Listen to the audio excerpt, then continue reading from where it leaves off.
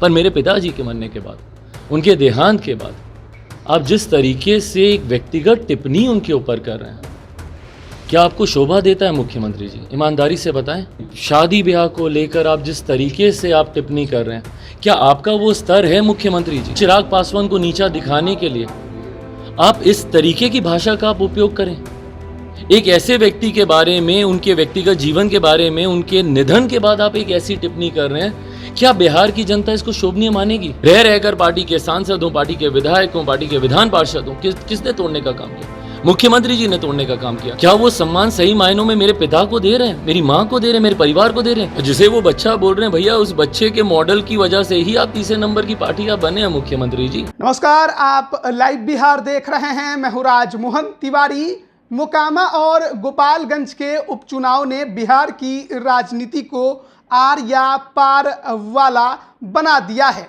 चिराग पासवान, जो कि कुछ दिनों पहले तक किसी भी गठबंधन का हिस्सा नहीं थे, अब वो कहीं ना कहीं एनडीए में शामिल हो चुके हैं। और पिछले दिन वो मोकामा भी पहुंचे थे, जहां पर उन्होंने बीजेपी उम्मीदवार सोनम देवी के पक्ष में रोड शो किया और खूब जमकर प्रचार किया।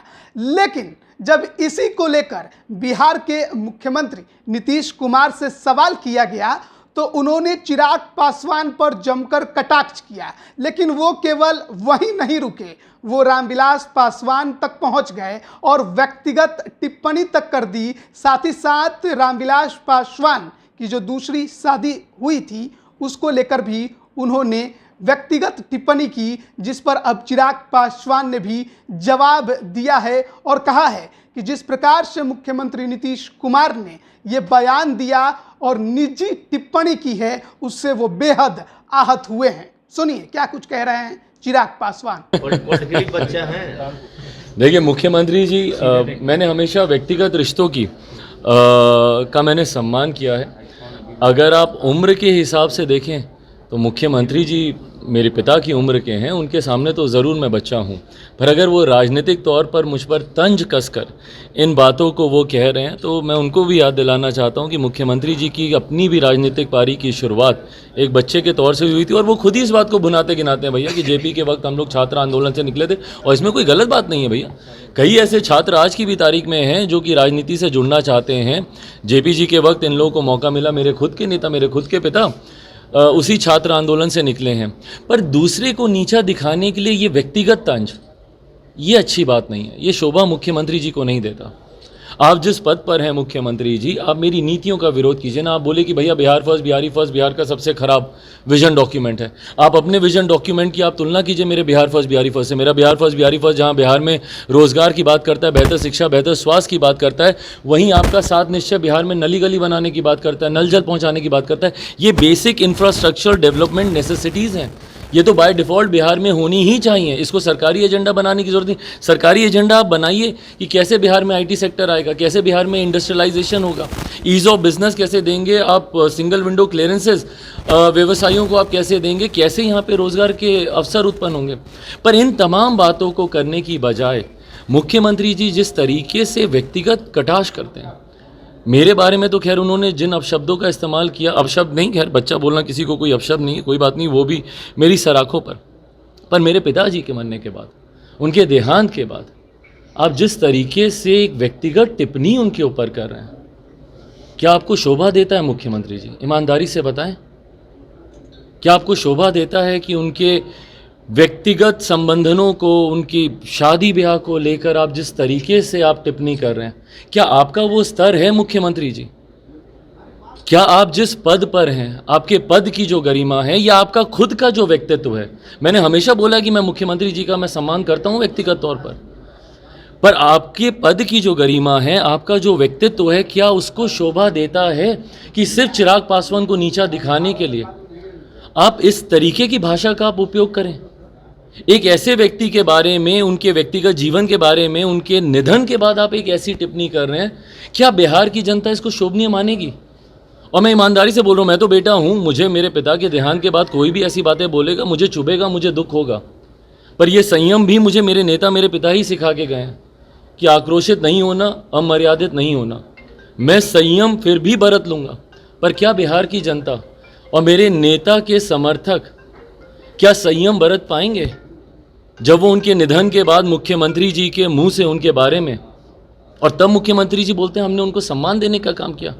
एक राज्यसभा की सीट के लिए जिस तरीके से मुख्यमंत्री नीतीश कुमार जी ने हमारे नेता को अपने आगे गिड़गिड़वाने तक का काम करवाया,